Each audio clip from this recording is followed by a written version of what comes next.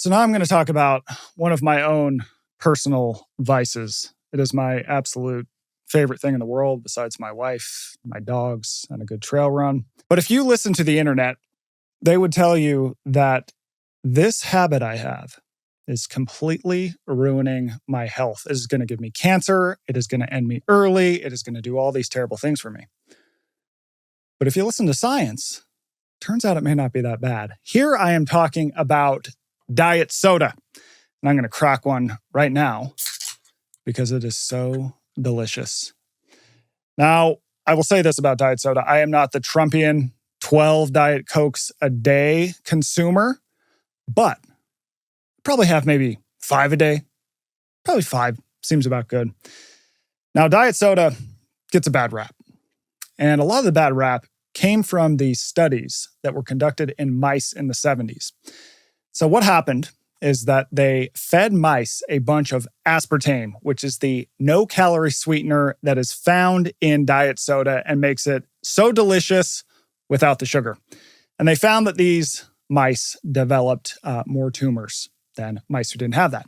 Now, the problem with this study, though, is that the amount of aspartame that they fed these mice, it was a ridiculous amount. There was no way a human being could ever eat that much aspartame. In fact, if you were to try and get all that aspartame from diet soda, you would literally die from all the liquid you had to drink to get that aspartame. The liquid, the water, would kill you first. And then follow-up research also found that the way that these tumors were created via aspartame, that same mechanism does not apply to humans. So it turns out you do not have to worry about getting cancer from drinking your Diet Coke or Diet Dr. Pepper or Diet Pepsi or Diet insert anything. There's a new fear, though. So the cancer thing, that was in the 70s. It persisted for a while. You probably still hear it out there. Now a big target is that aspartame and other artificial sweeteners might disrupt your gut microbiome. Sounds very spooky. You're like, oh no, my gut microbiome. I don't want that to be bad. But here's the thing. We do not know a lot about the gut microbiome, and it takes a lot to change it. So researchers will throw all sorts of fiber, all sorts of vegetables at the gut microbiome, and it does nothing.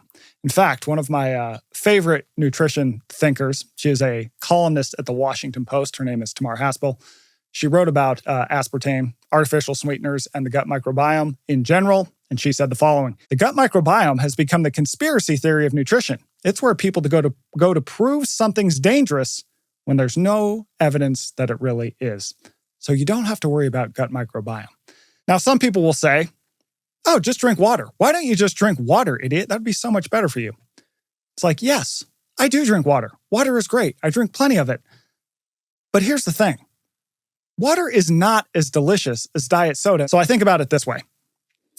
Diet soda is a good alternative instead of drinking sugary soda, because we know if you drink a lot of sugary soda, you're probably going to end up with some bad health outcomes. So what diet soda does is it comes in and goes, hey, I'm going to give you that same deliciousness, the sweetness, the bubbles, the cola flavor, the root beer flavor, whatever it is, but you're going to have very few downsides. So it is a very reasonable alternative to real soda. If we followed that water logic too far, it would be like, yeah, well, never drive your car when you could just walk. Yeah, never have dessert when you could just eat a grilled chicken salad all the time. It's like, no.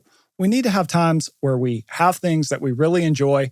And if they have very few side effects, like diet soda does, I think that is a good bargain. I also saw a thing online the other day where RFK was supposedly going to ban diet soda. Now, it turns out that was not real.